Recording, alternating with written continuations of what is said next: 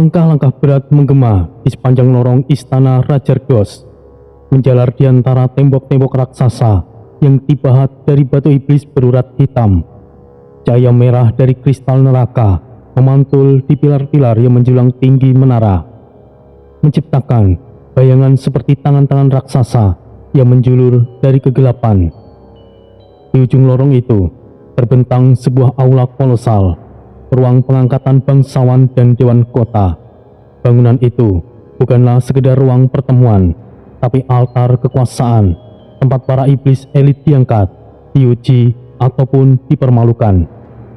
Dan di tengah ruangan, di bawah pilar api yang menyala abadi, Rajardos duduk di singgasananya.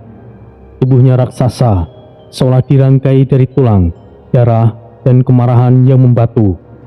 Mahkota berwarna obsidian melingkar di kepalanya, dan matanya menyala merah dengan cahaya yang menyilaukan. Di depannya, berlutut dengan kepala tertunduk, berdiri Sura bersama 3 bawahannya, Tiren, Kael, dan Azel. Mereka bertiga membungkuk lebih dalam, menahan amarah dan tekanan sihir yang menggetarkan tulang mereka. Namun Sura hanya menunduk sedikit. Wajahnya tidak menunjukkan ketakutan, hanya ketenangan, hanya senyuman tipis yang nyaris tidak terlihat. Sura, dari desa ujung Asura, penguasa desa rendahan yang kebetulan berguna. Suara Rajardos menggema seperti guntur yang kering yang menghantam rongga dada. Saya hanya melakukan apa yang dibutuhkan, Yang Mulia.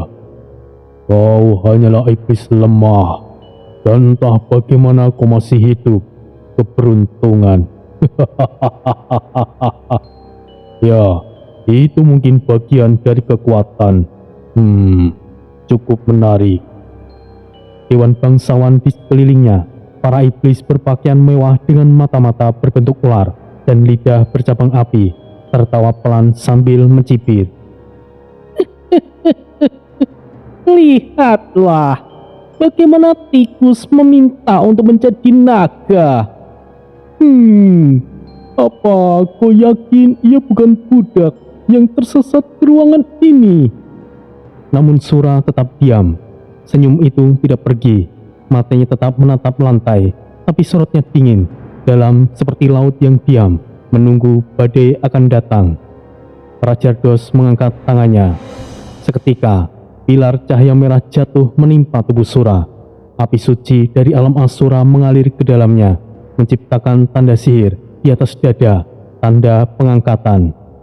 Kini, Sura resmi menjadi penguasa kota, sebuah kota gerbang utama menuju pusat istana. Rajardos menatap langsung ke matanya. Kau tidaklah penting, Sura. Kau hanyalah iblis rendahan yang memiliki kemampuan keberuntungan. Tapi kota itu membutuhkan wajah. Jadilah wajahnya, tapi jangan berpikir menjadi tangan, apalagi kepala. Aku akan melindungi hingga waktu upacara persembahan manusia. Setelah itu, kau harus mengamankan posisimu sendiri. Sura mengangguk. Saya mengerti, dan terima kasih, Yang Mulia. Rajardos tertawa, tapi tawa itu bukanlah kegembiraan. Itu adalah tawa penghinaan, seperti anjing yang menertawakan cacing. Sekarang, keluarlah dari hadapanku. Baik. Sura membungkuk pelan, kemudian bangkit. Tiren, Kael, dan Azel menyusul di belakangnya. Mereka berjalan melewati lorong panjang, diiringi tatapan penuh hinaan dan desisan dari para bangsawan yang berkumpul di sisi aula. Begitu mereka sampai di sayap timur istana, sebuah ruangan batu yang baru saja disiapkan untuk tempat tinggal mereka. Pintu batu tertutup rapat. Begitu kunci sihir mengunci ruangan dari dalam, ekspresi Kael berubah marah. Kurang ajar, mereka mempermalukan kita, Tuan. Kau seharusnya melawan. Kau punya kekuatan untuk membakar mereka, tuanku. Kenapa? Kenapa kita harus merendah sejauh ini, Tuan Sura? Berikan aku perintah, dan aku akan menghajar mereka, Tuan. Sura perlahan berjalan ke tengah ruangan, lalu berdiri di hadapan altar batu yang tidak disentuh. Ia membuka jubahnya, memperlihatkan kulit punggungnya yang ditandai ribuan mantra kuno. Bukan mantra iblis biasa, tapi tulisan dari dimensi terdalam neraka. Yang dikenal hanya satu nama, Dajjal. Lakukanlah, dan kalian semua akan mati sebelum bergerak. Aku bukanlah lawannya saat ini. Bersabarlah, akan tiba waktunya, bukan sekarang. Karena jika aku menunjukkan jati diriku sekarang, alam ini akan gempar, dan aku belum selesai memulihkan seluruh kekuatanku. Aku adalah Dajjal yang ditakdirkan untuk menggulingkan para dewa, iblis, dan makhluk tinggi lainnya. Akulah bencana, akulah ketakutan sejati. Seketika, energi merah mengalir dari dinding. Sura menyerapnya perlahan, dan mantra-mantra di punggungnya menyala satu persatu. Ruangan mulai bergetar, dinding menghitam, udara menebal seperti lumpur. Tuan, kami akan ikut sampai akhir. Sura menoleh, matanya yang biasanya abu-abu kini bersinar merah menyala, seperti bara yang baru saja dibangkitkan. Butuh kesabaran. Bahkan, aku sang Dajjal harus bersabar. Kami menantikannya saat Anda benar-benar bangkit, tuanku. Ya, sekarang ini, bahkan belum 1/10 kekuatanku terkumpul. Saat tiba waktunya, Raja Ardos hanyalah cacing di hadapanku. Di luar ruangan, tidak ada yang tahu bahwa di balik dinding itu satu kekuatan yang sedang kembali. Perlahan, metodis, tidak tergesa. Ia tidak ingin meruntuhkan dari luar. Ia hanya ingin meracuni dari dalam. Sura melanjutkan ritual. Ia membuka gulungan kulit jiwa yang dibawanya sejak dari desa. Di dalamnya terukir nama-nama iblis yang kini duduk di Dewan Raja Ardos. Ia menyentuh satu nama. Siapapun yang telah membuatku tunduk, saat waktunya tiba, akan merasakan lebih menyakitkan dari kematian. Dari bayangannya, sosok Aris muncul, diam tapi bercahaya. Dan kau, manusia, bahkan aku pun ingin melihat bagaimana akhir dari jalanmu. Kau bukanlah manusia yang akan menghalangi jalanku, tapi kau manusia yang memiliki kepribadian yang tidak mudah goyah. Suara Raka Wisesa terdengar samar dari ruang spiritual, jauh seperti menembus bayangan dimensi. Dajjal, jangan berani-beraninya kau bermain api. Kau salah, aku tidak bermain, karena akulah apinya. Dinding altar kembali tenang. Mantra di tubuh Sura mulai padam, tapi semua di dalam ruangan tahu ia bukan lagi penguasa kota biasa. Ia sedang bersiap, dan hari kebangkitan sejatinya tinggal menunggu celah. Kabut mulai merayap ke tanah seperti roh kelaparan yang baru bangkit dari liang neraka. Malam di desa tidak pernah benar-benar sunyi, tapi malam itu ada keheningan yang lain, bukan karena tidak ada suara, melainkan karena semua makhluk menahan nafas. Di antara bayangan pepohonan mati dan gerbang batu yang menganga, cahaya merah menyala dari kejauhan. Api spiritual itu tidak bergerak seperti obor biasa. Ia meliuk seperti ular, menari dalam irama kekuatan yang luar biasa. Hanya satu nama yang muncul di benak siapapun yang melihatnya, Selurha, Jenderal Iblis pembantai ribuan manusia di lembah membara, pengendali kegelapan cair, dan tangan kanan Monfar. Sosok yang bahkan ditakuti oleh sesama iblis, bukan karena kekuatannya saja, tapi karena sifatnya, dingin, tenang, dan haus akan kekuasaan. Di balik kabut, sosok tinggi menjulang itu muncul perlahan. Tubuhnya seperti bayangan padat yang dibalut zirah hidup. Armor yang terus berubah bentuk, berdenyut seperti jantung. Wajahnya tersembunyi di balik topeng perak bergurat kutukan. Di belakangnya, 6 pengawal iblis bersayap hitam mengikuti, membawa bendera istana Asura. Di atas menara pengawas desa, Tori, Red Baron, dan Bloody berdiri memantau. Sial, itu dia Tori. Jadi, bukan utusan biasa. Kita berhadapan dengan iblis sepertinya, Tori. Ini memang tidak terduga, tapi kita tidak bisa biarkan ia masuk ke desa. Di dalam kandang besi penjagaan utama, Aris, Ratna, dan Putra duduk dalam posisi tawanan. Tubuh mereka terikat dengan rantai sihir yang sesungguhnya kosong, tapi mereka tahu mereka tidak boleh bergerak. Itu adalah Selurha. Jika kita bangkitkan aura sedikit saja, dia akan tahu. Semuanya waspada. Pres, apa kau yakin kita akan serahkan pada mereka yang ada di luar? Tori, aku harap kau tidak gagal. Selurha melangkah masuk ke pelataran utama desa.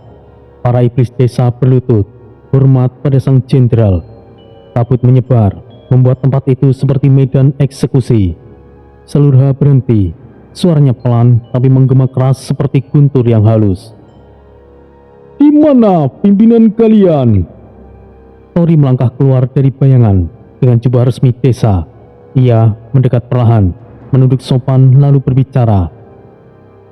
Aku adalah Troy, pemimpin desa ini, menyambutmu, Jenderal Selurha. Di mana tahanan manusiamu? Aman. Kami menunggu perintah selanjutnya. Kau sudah diberi kehormatan. Sekarang tunduklah, Troy. Aku akan mengambil alih. Aku keberatan. Seketika, suasana membeku. Semuanya yang hadir, termasuk pengawal Selurha, menatap tajam. Mata mereka membara. Oh, keberatan. Kau benar-benar berani. Dengan segala hormat, aku menginginkan duel kehormatan. Ucapan itu seperti ledakan yang tidak terlihat. Udara di sekitar mereka berubah. Mantra-mantra kuno Asura menggetarkan tanah. Bahkan kabut berhenti bergerak. Duel kehormatan. Kau tahu kau menantang siapa? Ya, aku tahu. Tapi itulah kehormatan. Jika aku menang, aku akan mengambil alih posisimu dan akan mengawal sendiri para manusia itu dan menjadi kehormatanku. Kau sungguh percaya diri sekali. Kau pasti akan kalah. Aku tidak akan kalah. Tanpa apa-apa, duel kemudian dimulai. Selurha mengangkat tangannya. Tanah di bawahnya berubah menjadi lumpur hitam yang menyembur. Tori melompat menghindar, membelah udara dengan tombak apinya.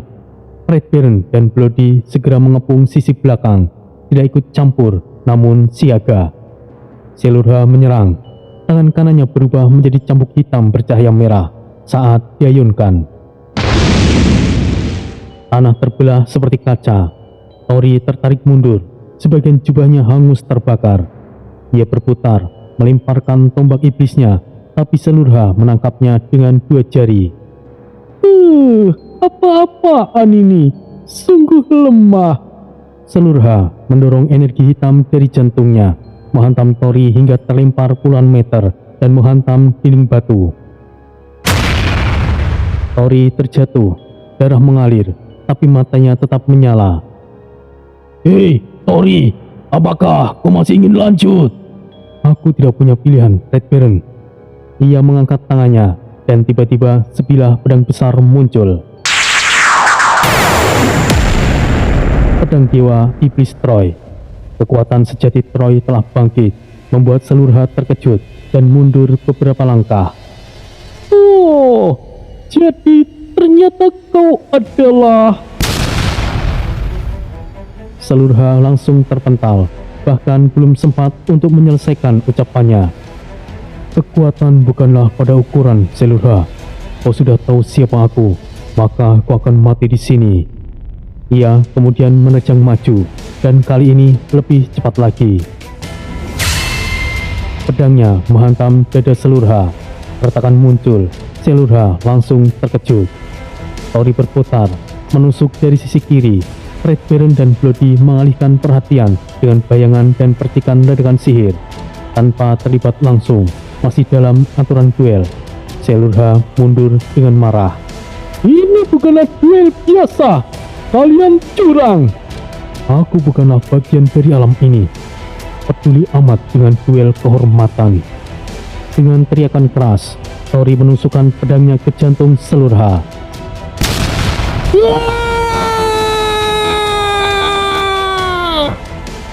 Selurha menjerit, tubuhnya meledak dalam cahaya hitam. Tubuhnya jatuh dan hancur menjadi abu. Hening sesaat, pengawal Selurha menatap Tori. Salah satu dari mereka langsung berlutut. Duel kehormatan disaksikan langit dan tanah.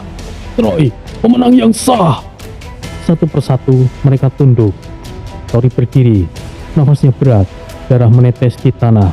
Ia hampir pingsan, namun Red Baron menahannya. Pemenang, Tori. Beberapa jam kemudian, langit mulai memudar, kabut pergi. Tori kini menggunakan jubah Selurha. Ia adalah utusan istana. Sekarang, kita akan menuju Rajardos. Ya, semoga semuanya berjalan dengan lancar, Tori. Aku suka. Tantangan yang sebenarnya baru akan dimulai. Para penduduk desa iblis bersorak dengan kemenangan itu, walaupun mereka tidak tahu yang sebenarnya.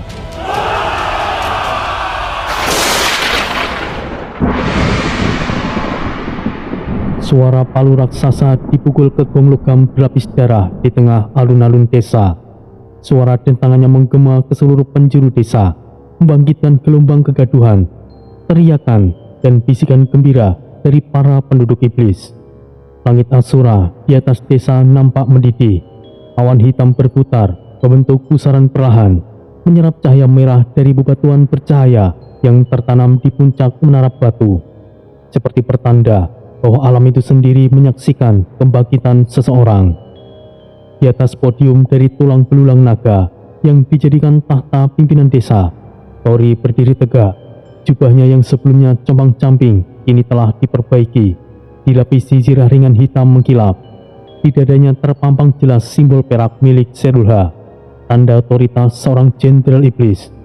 Wajahnya tetap dingin, tapi sorot matanya menyala dengan tekad. Dari segala penjuru, iblis-iblis desa berkumpul. Ada yang berdiri di atap rumah, ada yang berjejal di menara pengawas, ada pula yang menggantung di dinding batu dengan tangan berkuku tajam. Semuanya mata tertuju pada satu makhluk, Troy. Suara petir merah menyambar tiang tengah, menyalakan api unggun besar yang menjadi simbol kemenangan.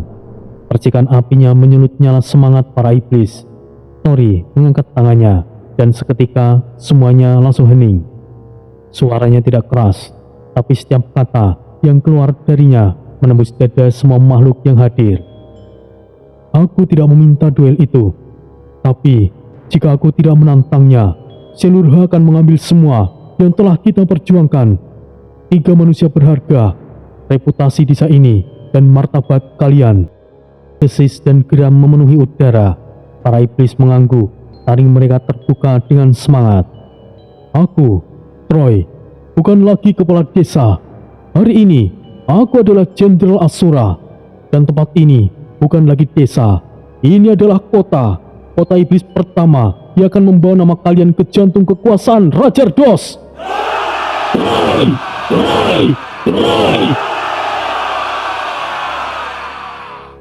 Para tetua desa, makhluk berjubah kulit dan bertanduk 3, berdiri memberi hormat dengan membungkuk lebih dalam daripada sebelumnya.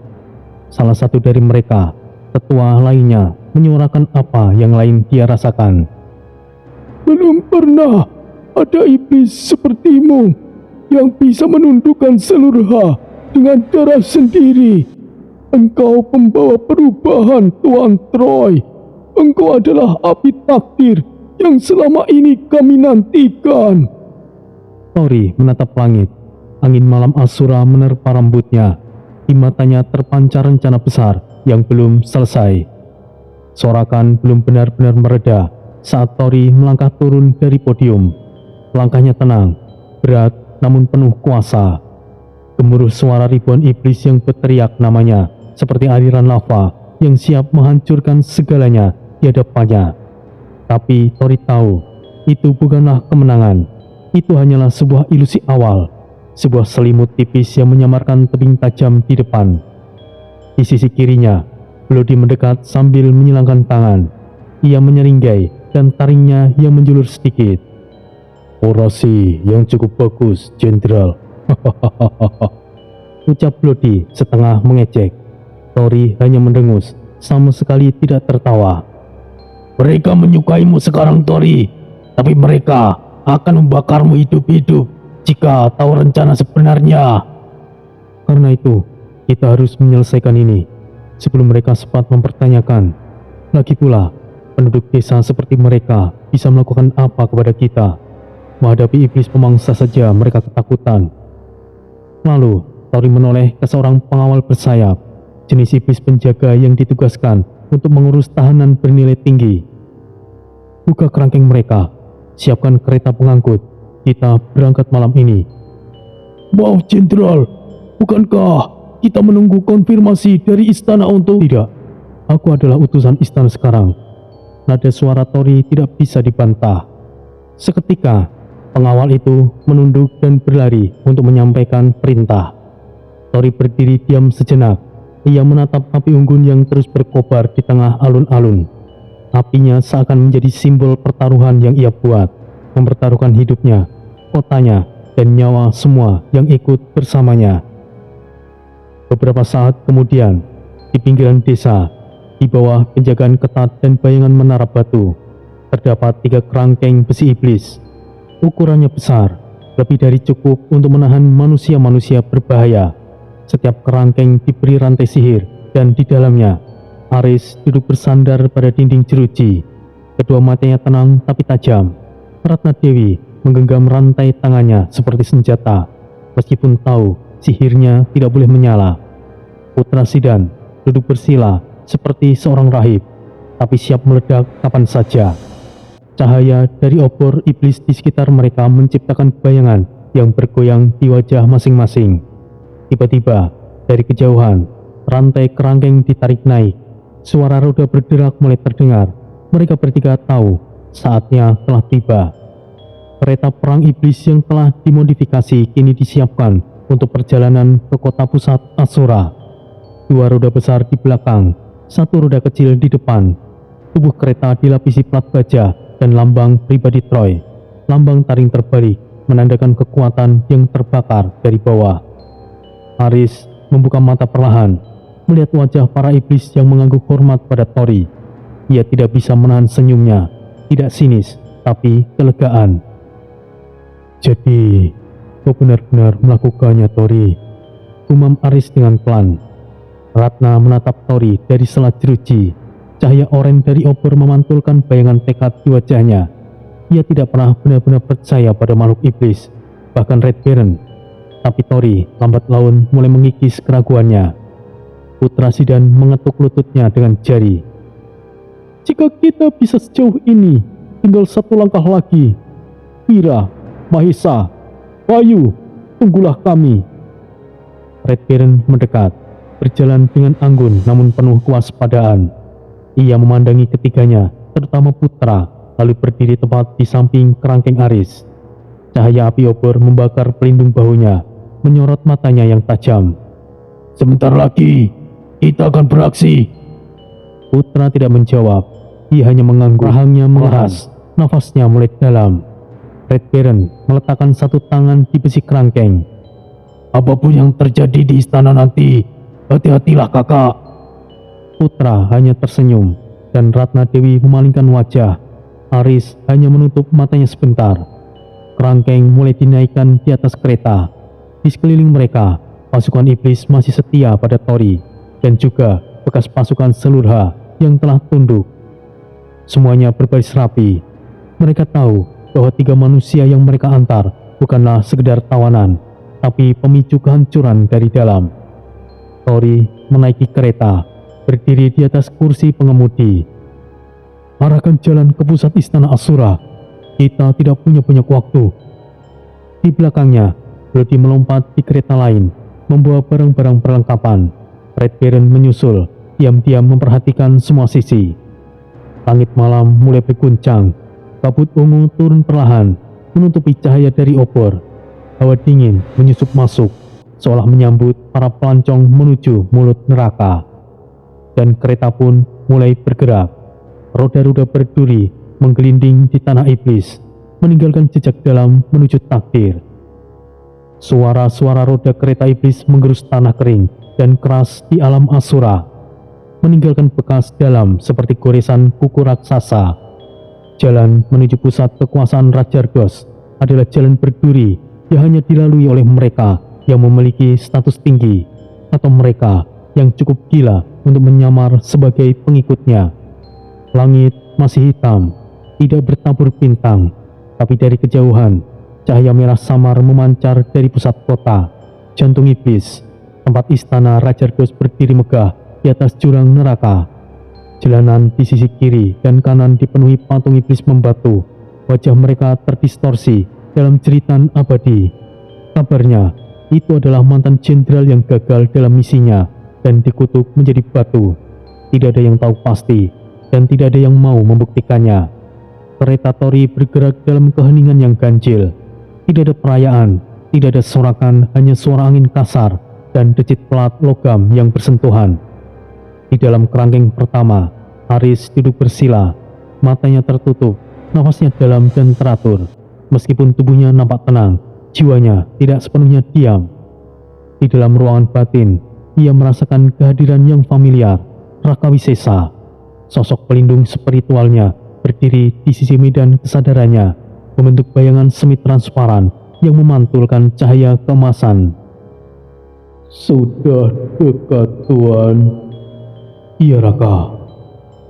Anda tahu, ini mungkin bukan sekedar misi penyelamatan.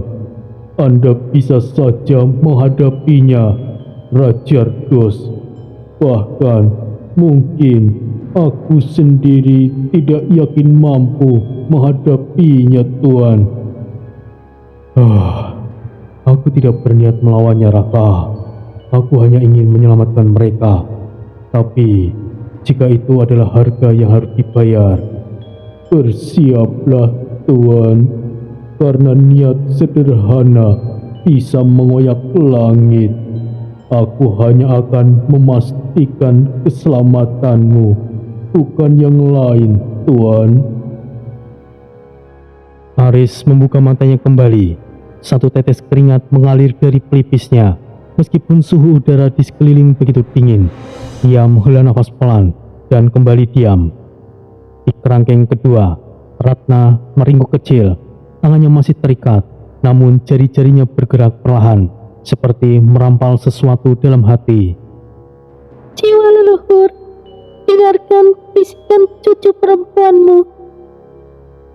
Dan di dalam benaknya, terdengar suara-suara dari dimensi leluhur, nyanyian halus, tangisan perang, dan doa-doa kuno yang terlupakan.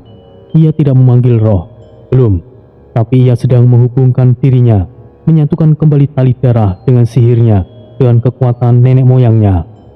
Di kerangkeng ketiga, Putra Sidan menggertakkan gigi, tidak menahan marah, tidak menahan gemuruh semangat yang sudah sulit dikendalikan. Kalian semuanya, bertahanlah sebentar lagi. Putra Sidan menoleh sedikit, memperhatikan celah kecil dari selat jeruji. Ia bisa melihat Red Baron di kereta depan, berdiri seperti patung. Ayung, kau tahu, kita mungkin tidak akan kembali dari sini, kan? Seolah mendengar, Red Baron memutar kepalanya sedikit. Tatapan mereka bertemu, tidak ada kata-kata, tapi Putra tahu, saudaranya siap mati bersama jika perlu. Tori duduk di kursi kemudi kereta, menatap jalan di depannya. Di balik helmnya, matanya tajam seperti ujung pedang. Tori, kota pusat akan terlihat sebentar lagi. Apakah mereka akan curiga Bloody? Mungkin saja, tapi Selurha dikenal tidak banyak bicara. Selama kau tidak terlalu ramah, mereka akan percaya, Tori. Tori mengangguk. Ia tidak perlu menjadi Selurha. Ia hanya perlu menjadi lebih dingin darinya. Dari kejauhan, dua menara hitam menjulang. Gerbang kota Asura, tempat hanya utusan resmi dan pasukan istana yang boleh lewat. Sinar dari atas kota menyorot jalur kereta mereka. Batu-batu di pinggiran jalan mulai bersinar merah, menyala satu persatu seiring mereka mendekat. Bunyi palu penjaga gerbang mulai berdentang. Aris membuka matanya. Ia merasakan tekanan spiritual mulai meningkat. Ratna menegakkan badan. Para roh leluhur mulai merintih. Putra mengepakkan tangan. Matanya bersinar. Semangatnya mulai membara. Dan Tori mengangkat tangannya. Persiapkan diri kalian. Apapun yang terjadi, kita akan hadapi bersama. Kereta pun melaju ke dalam gerbang. Dan semua yang ada di dalam tahu tidak ada jalan pulang dari sana jika mereka gagal. Langit di alam Asura bagaikan luka yang terbuka di semesta. Merah menyala dengan kabut pekat. Angin berdesir membawa suara-suara bisikan roh yang terkutuk. Di atas lapisan langit terdalam, tempat yang tidak bisa dijangkau oleh makhluk biasa, sebuah pulau raksasa melayang anggun. Pulau terbang Durmananda. Durmananda bukanlah sekedar batu melayang. Itu adalah artefak kuno buatan tangan dewa yang tidak lagi disebut namanya. Ia berdetak dengan denyut kehidupan langit dan hanya tunduk pada satu suara, Resi Wanasura. Di tengah pulau berdiri sebuah menara silinder dari batu putih bercahaya lembut, dikelilingi taman bergelombang udara. Di sanalah pusat pengamatan semesta berada. Angin seolah tidak berani lewat terlalu kencang di tempat itu. Kabut tipis terus melayang, menciptakan suasana yang sakral dan misterius. Tepat di puncak menara, di atas pelataran batu berbentuk lingkaran sempurna, bola kristal suci mengambang perlahan di atas alas perunggu kuno. Bola itu tidak padat, tidak pula cair. Ia seperti dunia itu sendiri, transparan, bergerak, dan menyimpan rahasia. 5 sosok berdiri mengelilinginya. Di tengah, Resi Wanasura, seorang lelaki tua berjanggut perak yang memanjang hingga ke perut. Ia menggunakan jubah abu-abu langit bertabur benang emas, dan tongkat kayu arunika di tangan kirinya menyala lembut, seolah berdetak dengan jiwanya sendiri. Sorot matanya tidak redup meskipun penuh usia. Ia memandang dalam dengan jauh. Berdiri di sisi kanan kirinya, 4 sosok dengan aura mereka bisa membelah dimensi. Gatot Kaca menjulang tinggi dengan zirah hitam keperakan menyala biru. Wajahnya gagah, rambut terikat ke belakang dengan dada berlapis pelindung yang dihiasi simbol Prenggondani. Wisanggeni lebih ramping, matanya menyala api abadi, tubuhnya seolah dibalut bara yang padam dan menyala bersamaan. Antarja tenang dan sunyi, kulitnya kelabu pucat, matanya hitam polos tanpa bola mata, tubuhnya hijau, hampir menyatu dengan lantai tempat ia berpijak. Antasena, penuh energi air, langkahnya tidak bersuara, dan aura di sekelilingnya beriak seperti cermin cair. Ia adalah penjaga medan, pemantau perubahan. Kelimanya mengamati bola kristal yang saat ini menampilkan visual samar, kabut bercampur warna merah darah, lalu siluet-siluet bergerak dengan cepat. Suara halus berdering dari dalam bola. Setiap kali sebuah kejadian besar bergetar dalam ruang waktu, saat itu sosok Tori terlihat di dalamnya, memimpin arakan kereta menuju pusat Asura. Di belakangnya kerangkeng berisi manusia. Gambar itu kabur, patah-patah, namun cukup jelas untuk membuat hati siapapun melihatnya mengencang. Itu dia, Tori. Wisanggeni melangkah sedikit lebih dekat, matanya menyipit, api di pundaknya berkedip pelan, seolah mengikuti denyut informasi dari kristal. Dia bergerak terlalu cepat, sambung Antasena. Antaraja terdiam, tapi gerakan tubuhnya yang sedikit menegang, terlihat bahwa ia juga merasakan sesuatu yang sangat mengancam. Gatot Kaca mengepalkan tinjunya perlahan. Suara sendi-sendi tulangnya terdengar, seolah guntur bergulung di tubuhnya sendiri. Aku tidak suka jalur yang ia pilih. Terlalu terbuka. Itu terlalu beresiko. Kristal tiba-tiba menyala merah terang. Kilatan cahaya menyambar ke atas. Gambaran Tori berubah menjadi siluet gelap, seolah diselimuti kekuatan besar dari luar layar. Lalu semuanya menjadi kabur. Semuanya terdiam, hanya suara nafas dan desir angin dari luar menara yang tersisa. Resi Wanasura akhirnya menghela nafas dalam. Matanya menatap kristal dengan berat, bukan sekedar mengamati, tapi merasakan gelombang takdir yang mulai bergerak terlalu cepat. Ia meremas tongkatnya sedikit lebih kuat. Kau menari di api, anak muda, dan lawanmu bukanlah makhluk yang mudah terbakar. Suara Resi pelan, tapi kalimat itu menggetarkan kristal. Bola itu merespon dengan denyut perlahan. Dari langit yang mengelilingi Durmananda, kabut mulai berubah arah, seakan dunia pun mulai bergeming, menyadari bahwa sebuah keputusan besar akan segera diambil.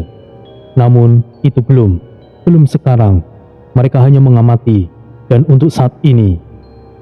Setelah cahaya dari bola kristal meredup dan memudar, suasana kembali ke keheningan.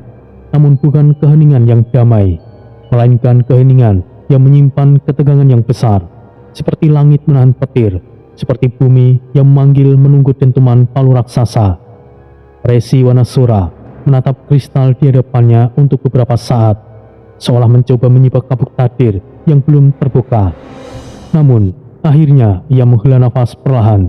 Suaranya terdengar jelas di tengah kesunyian menara. Tori, anak itu memikul terlalu banyak tanggung jawab untuk seorang makhluk berdarah iblis. Entah ia masih manusia atau sudah terkontaminasi oleh iblis. 4 kesatria Pringgondani menoleh padanya serempak. Resi Wanasura mengangkat tangan kanannya, mengurat udara, mantra halus mengalir, dan permukaan kristal mulai bergelombang, memunculkan kilasan-kilasan masa lalu, sosok Tori kecil yang mengemban takdir, hingga perjalanannya menembus batas antara iblis dan manusia. Tori bukanlah manusia biasa. Ia sama seperti kita saat masih berada di dunia bawah sebagai manusia, tapi hatinya adalah iblis, namun masih membawa cahaya manusia. Sama halnya dengan anak-anak Pringgondani, bisa menjadi kekuatan atau kehancuran. Kristal bergetar kembali. Sekejap, wajah Rajardos muncul dalam bayangan. Mata merah menyala, senyuman penuh penghinaan, dan tangan yang menggenggam dunia kecil dari tulang. Tori mencoba menipu makhluk seperti itu dengan keberanian, bukan kebijaksanaan. Wisanggeni melangkah maju, api di pundaknya menjilat angin, dan bahkan batu di bawah kakinya menjadi sedikit hangus oleh kehadirannya. Resi, tapi bukankah itu yang sering terjadi pada para pemilik takdir? Mereka tidak selalu bijak, mereka kebanyakan selalu gegabah, seakan kata takdir itu adalah keberuntungan. Resi Wanasura menatap Wisanggeni dengan pandangan tajam. Ia tahu kata-kata itu bukanlah sekedar pembelaan. Itu adalah pertanda bahwa Wisanggeni sudah mulai memikirkan sesuatu. Tori mungkin iya, tapi Troy adalah keberadaan yang melampaui pikiranmu, Wisanggeni. Ia jauh lebih tua dari alam Pringgondani sekalipun. Ia adalah tangan kanan Dajjal dahulunya, tapi juga yang membuat Dajjal tersegel. Dan Tori akan menjadi penyeimbang, namun takdirnya akan sangat berat.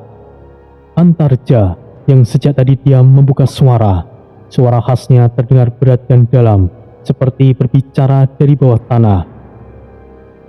Tori tahu apa yang ia hadapi, Resi, tapi dia tidak tahu apa yang menantinya. Dengan kata lain, ia sendiri tidak benar-benar tahu bagaimana takdirnya berjalan. Antasena menimpali, nadanya ringan tapi menusuk. Sejak kapan takdir bisa ditebak? Aku rasa Tori memang mengandalkan suatu kata yang ditakdirkan sebagai bentuk keberuntungan. Padahal ia tidak tahu itu adalah sesuatu yang memberatkan. Ia kira Rajardos adalah raja iblis yang bisa dibohongi dengan kedok dengan kerangkeng palsu itu. Resi Wanasura mengangguk. itulah yang membuatku khawatir. Resi berjalan perlahan ke sisi timur pelataran menara. Dari sana, ia bisa melihat ujung awan yang menyembunyikan lapisan pertama dari kota utama alam Asura, tempat Tori kini menuju. Aku melihat nyala keberanian dalam dirinya, tapi keberanian saja tidaklah cukup untuk menembus kegelapan itu. Resi Wanasura memutar tongkatnya ke arah bola kristal, dan bayangan Tori muncul kembali. Kali ini sosoknya tampak kecil, terkurung dalam medan merah, diapit oleh bayangan pasukan iblis. Ia seperti binatang yang menyusup ke tengah pusaran hitam, dan tidak ada cahaya yang bisa meloloskan diri tanpa bekas. Wisanggeni mengepalkan tangan, api di sekujur lengannya menyala lebih terang. Jika begitu, biarkan aku menjadi cahayanya, Resi. Belum waktunya, Wisanggeni. Suara Resi tajam, tegas seperti palu dewa memukul batu suci. Api di tubuh Wisanggeni padam setengah, seolah tunduk pada perintah yang tidak bisa dibantah. Resi Wanasura kembali berjalan ke tengah, berdiri tepat di depan kristal. Tori punya jalannya sendiri. Jika kita mengganggu, kita tidak lagi membantu, kita mencampuri takdirnya. Kalian semua tidak tahu apa sebenarnya yang dimiliki olehnya. Gatot Kaca yang selama ini hanya diam dan mengamati, akhirnya bersuara. Jika Rajardos tahu kita mengamati, bagaimana menurutmu ia akan merespon, Resi? Resi menatap ke atas, ke langit yang nampak tenang selalu mengintai. Kita sedang bermain di ujung batas hukum semesta. Tapi jika ia sadar, bukan kita yang ia incar lebih dulu, ia akan mengejar Pringgondani. Dan untuk pertama kalinya, seluruh ksatria Pringgondani terdiam. Angin melolong lebih keras dari luar menara, dan suara tiupan rendah seperti rintihan makhluk tua terdengar dari kejauhan, tanda bahwa langit sedang tidak suka diamati. Kalau harus bersiap, karena langit sedang menoleh, mungkin sudah waktunya Pringgondani akan bergerak. Kali ini Pringgondani tidak akan hancur. Langit di atas pulau terbang Durmananda mulai berpendar samar, seolah mencerminkan ketegangan yang mengedap di antara kelima sosok yang berdiri berhadapan di kristal suci. Bola pengamat semesta itu kini berputar lambat, menampilkan gambar-gambar kabur dari gerakan Tori dan para manusia di tanah iblis. Siluet kota iblis Asura samar tergambar, dan aura merah darah dari istana Rajardos berdenyut pelan seperti jantung hitam yang sedang tertawa dalam diam. Resi Wanasura berdiri tegak, tongkatnya mencuat ke langit, nafasnya dalam, sorot matanya jauh, sangat jauh. Tapi di samping kirinya, satu sosok mulai tampak lebih tenang. Wisanggeni. Api di tubuhnya tidak sekedar menyala, ia bergetar, seolah badai yang sedang mengurung dirinya dari dalam. Jubahnya berkibar meskipun angin tidak bertiup. Kedua tangannya mengepal, dan dari celah jarinya percikan api terlepas, menghantam lantai batu dan meninggalkan jejak hangus kecil yang berdenyut. Ia akhirnya melangkah maju, suaranya dalam tapi mengandung getaran emosi. Resi, biarkan aku turun ke alam Asura sekarang. Empat pasang mata lain menoleh serempak. Antasena menegakkan bahu, Antaraja mengangkat dahunya sedikit. Gatot Kaca tidak bergeming, namun sorot matanya perlahan awan yang menggantung di atas mereka. Resi Wanasura menoleh lambat, tidak kaget, tidak gusar, tapi sorot matanya penuh perhitungan. Kau ingin menyeberang batas, Wisanggeni. Aku tidak bisa tinggal diam. Mereka manusia, mereka hanya manusia biasa. Aris, Ratna, Putra dan lainnya, mereka telah membawa percikan semesta di dalam tubuh fana mereka. Dan Tori, ia berdarah iblis, tapi menyimpan cahaya. Kita tidak bisa membiarkan mereka musnah. Resi tidak menjawab segera. Ia berjalan mendekat ke arah Wisanggeni, perlahan seperti awan yang turun dari langit. Suaranya baru terdengar setelah beberapa detik yang terasa seperti satu putaran musim. Wisanggeni, apakah kau tahu apa yang terjadi saat Pringgondani menyentuh tanah Asura tanpa izin? Kita pecahkan aturan itu, Resi, dan kita selamatkan jiwa mereka. Sebuah lonceng halus berdenting di dalam kristal, seolah keberanian Wisanggeni sendiri menggetarkan alur takdir. Resi Wanasura menunduk sedikit, nafasnya berat, suara anginnya berubah nada, dari bisikan jadi erangan berat, seperti langit menahan amarah. Kau tahu, Wisanggeni, bukan hanya jiwa manusia yang akan binasa, tapi juga tatanan yang menjaga keseimbangan semua alam, Asura, manusia, Pringgondani, dan alam lainnya. Tapi jika keseimbangan itu tergantung pada diamnya kita, maka itu bukan lagi tatanan, Resi. Itu adalah penundaan bencana. Suara petir meledak di kejauhan. Meski langit tidak hujan, bahkan kabut terdiam, tidak berani bergeser. Antareja menoleh ke arah Resi.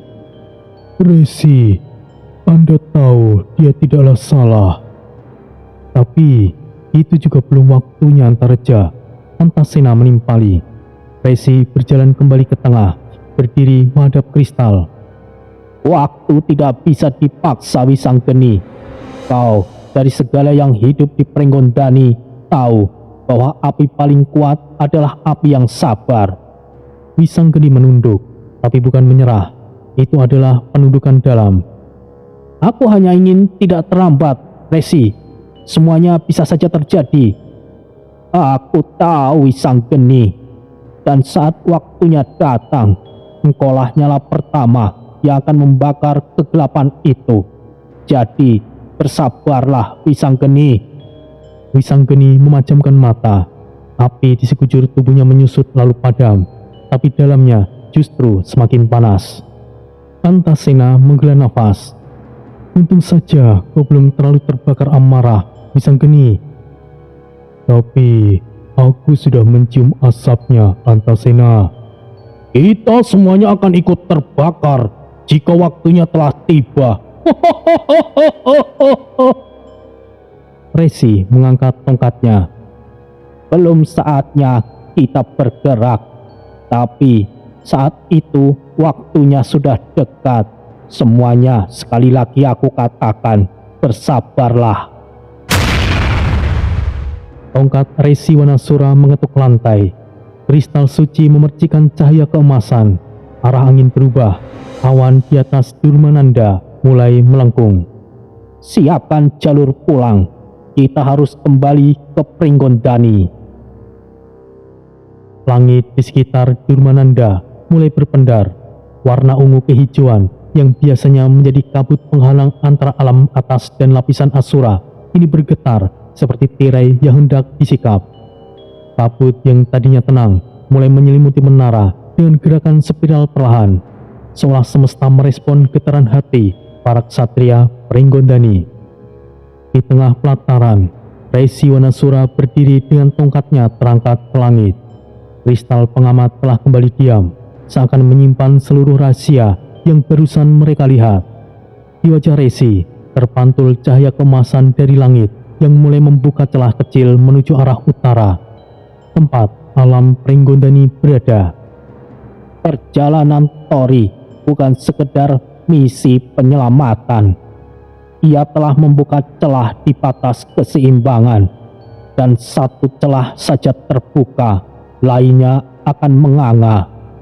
Gatot Kaca menoleh ke timur, ke arah yang berbeda dari jalur pulang. Matanya menyipit melihat perubahan pola di langit. Langit Asura mulai berdenyut, Resi. Karena mereka tahu kita ada di sini, Gatot. Dan Rajardos bukan makhluk yang akan membiarkan langitnya dipandang begitu saja. Seketika itu juga, tongkat Resi menghantam batu lantai. Lingkaran cahaya terbentuk di bawah kaki mereka, segel navigasi langit, mantra kuno untuk memanggil arah dewa. Bunyi lonceng langit menggema, dan pulau terbang Durmananda bergetar pelan. Bantuan dasar pulau memancarkan cahaya dari bawah, menyambung dari julur-julur kuno yang mengarah ke langit utara. Kita akan kembali ke Pringgondani. Kabar ini tidak bisa kita simpan. Perang akan segera pecah, entah seminggu, sebulan, atau hanya dalam hitungan nafas. Tapi kita harus lebih bersiap. Antasena melangkah ke sisi barat pulau, mengaktifkan jaringan pengumuman cahaya, sebuah sistem kuno yang mengirimkan sinyal ke seluruh menara pengawal di alam Prenggondani. Seluruh pilar siaga, duta-duta cahaya telah bersiap. Gerbang emas akan terbuka. Wisanggeni berdiri di tepi pelataran. Di ujung sana, aku bisa merasakan Raja Dos menatap balik, diam tapi menggertak. Itu artinya ia mengerti bahwa ini bukanlah sekedar pengamatan, ini peringatan. Wisanggeni. Antaraja melanjutkan. Resi Wanasura menatap ke arah para ksatria, lalu ke langit yang beriak. Ia tahu keputusan itu bukan hanya untuk menyelamatkan dunia mereka, tapi juga untuk memberikan sinyal kepada alam-alam lainnya bahwa Prenggondani yang selama ini menjadi penjaga di antara batas iblis dan dewa tidak akan lagi diam. Mulai sekarang, kita tidak lagi menyaksikan dari kejauhan. Kita akan bersiap untuk berdiri di garis depan. Petir menyambar di kejauhan, tapi kali ini bukan dari Asura, melainkan dari langit batas. Sebuah pertanda bahwa semesta telah mencatat keputusan Resi Wanasura dalam kitab waktu. Pulau Durmananda akhirnya mulai bergerak. Tanpa suara mesin, tanpa sayap, tapi tanah itu berdiri melayang perlahan, mengikuti alur cahaya surgawi yang membentuk spiral ke langit Prenggondani. Seolah dunia atas mengirimkan perahu terakhir menuju peperangan yang telah lama ditunda. Antaraja menatap ke belakang, ke arah tempat mereka sebelumnya berdiri. Apa kita meninggalkan sesuatu? Bukan sesuatu Antaraja, tapi sebuah pemicu. Dan jika pemicu itu terbakar, seluruh semesta mungkin akan ikut menyala. Resi. Mungkin saja Antasena. Pulau itu terus naik, semakin cepat, mengikuti kompas langit yang hanya bisa dilihat oleh mereka yang telah terbakar oleh takdir. Dan dari kejauhan, di menara hitam istana Asura, mata Raja Argos menyipit. Ia melihat cahaya Durmananda menjauh, tapi tidak memudar. Pergilah, pulanglah, karena rumahmu akan kubakar lebih dulu. Raja Argos tersenyum sinis. Langit di atas istana Asura tidak benar-benar gelap. Ia selalu menyala merah tua, seperti bara abadi yang tidak pernah padam. Uap darah dan belerang naik dari celah-celah gurun batu yang mengelilingi istana, menciptakan kabut merah keunguan yang melayang rendah, menyelimuti seluruh kota iblis seperti nafas raksasa yang tidak pernah usai. Dan dari jantung kekuasaan itu, berdiri satu menara hitam menjulang, lebih tinggi dari yang lain. Tidak ada bendera, tidak ada ukiran. Menara itu bukanlah monumen, melainkan ancaman yang terus menyentuh langit. Tempat itu dikenal sebagai menara singgasana neraka, dan dari sanalah segala keputusan iblis tertinggi disampaikan. Di ujung balkon melengkung dari menara itu berdiri Raja Argos, Raja Iblis alam Asura. Wujudnya menjulang dan tidak sepenuhnya berbentuk manusia. Ia mengenakan jubah sepanjang dari kulit iblis yang dijahit oleh roh prajurit abadi. Bahunya selebar 2 pintu gerbang neraka, dan punggungnya dilapisi tulang belulang yang bergerak perlahan seperti sayap tanpa bulu. Wajahnya tersembunyi dalam bayangan tudungnya, namun 2 mata merah menyala seperti binatang raksasa yang hampir meledak. Dari matanya, ia melihat cahaya samar, seperti bintik di kegelapan, bergerak menjauh dari langit Asura ke arah utara, Pulau Durmananda. Suara logam menjerit dari dalam menara, tanda bahwa kristal pengindra langit menerima intervensi. Tapi Raja Argos tidak bergerak. Ia hanya berdiri, memandangi titik cahaya itu dengan tenang. Satu tangan bersilang ke belakang, sementara tangan satunya menggenggam sebuah bola hitam. Bola yang tidak memantulkan cahaya, seolah menyerap kenyataan itu sendiri. Pulau itu masih berani muncul di alam ini. Di belakangnya, beberapa petinggi iblis berdiri berjajar, di antaranya Panglima Pengawal Istana Penasihat Gaibnya. Iblis dengan 3 wajah dan 2 leher. Rajaku, apakah kami perintahkan artileri langit untuk menembaknya jatuh? Rajardos tidak menjawab, tapi bola hitam di tangannya berdenyut 1 kali. Tidak perlu melakukan itu. Suaranya seperti lembung basah yang dirobek. Rajardos melangkah maju ke ujung balkon. Ia mengangkat 1 jari, dan di udara di depannya merekah. Pemandangan dari jarak yang tak terhingga melintas di depan matanya, seperti layar alam yang terbuka paksa. Di balik celah itu, nampak Resi Wanasura dan 4 kesatria Pringgondani berdiri di pelataran Durmananda. Wanasura, ia masih hidup dan masih terlalu bijak untuk bertindak bodoh. Ia melihat Wisanggeni sedikit melangkah maju, seolah ingin melompat dari pulau itu sendiri. Dan bocah api itu masih belum paham tempatnya. Sebuah kilat petir hitam menyambar di langit atas balkon. Namun bukannya menyala terang, petir itu justru menelan cahaya sekitarnya, menciptakan kegelapan sesaat.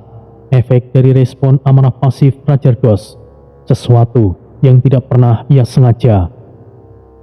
Mereka telah melanggar batas tuanku. Pulau itu bisa dihancurkan sekarang. Rajardos menurunkan tangannya perlahan. Matanya menyipit, mulutnya membentuk senyuman tipis. Senyum yang tidak membawa belas kasihan, hanya sebuah strategi. Jika aku menghancurkan mereka sekarang, semesta akan mencatat aku sebagai pelanggar pertama. Ia memutar bola hitamnya. Bayangan di dalam bola itu menampilkan potongan-potongan dari alam lain, alam dewa, alam naga, dan alam manusia, serta dunia lainnya. Tapi, jika aku membiarkan mereka pulang, mereka akan membawa kabar, dan Pringgondani akan bersiap, dan ketika mereka siap, mereka akan merasa aman. Oh, aku mengerti rajaku, dan saat itulah kita akan patahkan leher mereka. Biarkan mereka pulang dengan harapan, karena aku akan menginjak harapan itu di depan mataku sendiri. Rajardos berbalik. Bola hitam di tangannya meleleh, membentuk cairan obsidian yang jatuh ke lantai, lalu menghilang ke dalam bayangan. Panggil Kalavarna. Oh, sang pemburu rajaku. Ya, kirimkan dia, jangan untuk menghancurkan, tapi untuk mengikuti. Aku ingin tahu seberapa jauh mereka akan merasa aman sebelum hancur. Dan dengan itu, Rajardos melangkah masuk ke dalam bayangan menaranya, menyatu dengan kegelapan. Cahaya dari Durmananda mulai memudar dari langit Asura. Setelah menghilang ke dalam bayangan menaranya, Rajardos tidak naik ke singgasananya. Ia justru turun semakin dalam. Tangga spiral yang ia lewati dibentuk dari tulang belulang iblis, dan lorong-lorong batu itu berdenyut pelan, seolah dindingnya punya detak jantung sendiri. Suara langkah Rajardos menggema. Udara semakin pekat dan basah. Suhu meningkat. Cahaya mulai menghilang, digantikan oleh pijar merah dari lempengan darah beku yang dipaku di sepanjang dinding. Setiap lempengan menyimpan simbol kutukan dan mengeluarkan suara samar, jeritan jiwa-jiwa lama yang dikurung dalam kesunyian abadi. Apakah perang semesta akan pecah? Apakah Pringgondani akan mengalami kehancuran? Semuanya akan segera terjawab.